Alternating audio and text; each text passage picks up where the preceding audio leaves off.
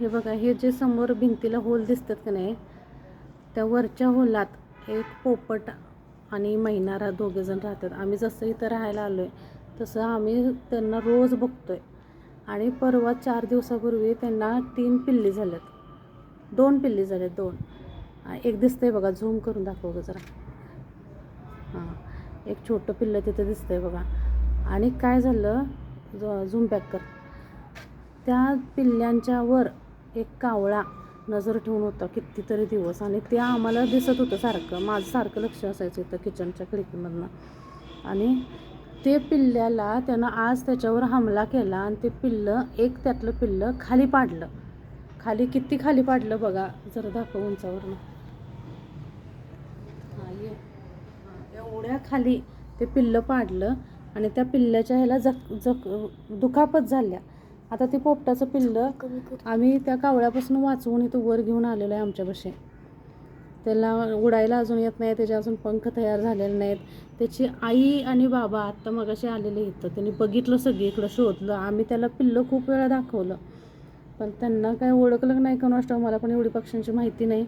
पण ह्याच्यावर आता काय करू शकतो आपण? आता ह्या पिल्ल्याला मी धरले म्हटल्यावर असं मला तर लहानपणापासून मी ऐकून होते की आपण जर पक्ष्यांना हात लावला तर त्या पक्ष्याला त्यांच्या जातीतले जे पक्षी असतात ते आपल्याला मिक्स करून घेत नाहीत. पण ह्याचं पोपटाचं काय चाललं आहे कोणास ठाऊक.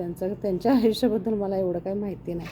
ते पोपट खूप घाबरले. त्यानं बोटं बघा माझे किती जोरात घट्ट धरल्या ती पायाच्या त्याच्या बोटांनी, आणि घाबरले आणि ते हालायला तयार नाही. त्याला खाली सोडलं की ते फडफड फडफड करतं आहे आणि चढून गाऊनवरनं चढून माझ्या अंगावर यायला बघतं आहे आणि हातात येऊन बसतं आहे असं. म्हणजे इतकं ते घाबरलेलं. नुकतेच फक्त 4-8 दिवसच झालेले आहेत ह्या पोपटाच्या पिल्ल्याला.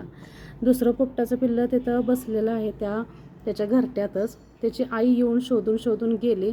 आईला कळालं असेल की नसेल कुणास ठाऊक. मी बऱ्याचदा तिला दाखवलं की हे तुझं पिल्लं इथं आहे म्हणून. त्याचं बाबा आला, पोपट बाबा, आणि त्यानं पण बघितलं, पण त्याला काय कळालं की नाही कुणास ठाऊक. आता याच्यावर मला काय करायचं हे मला पण काही माहिती नाही.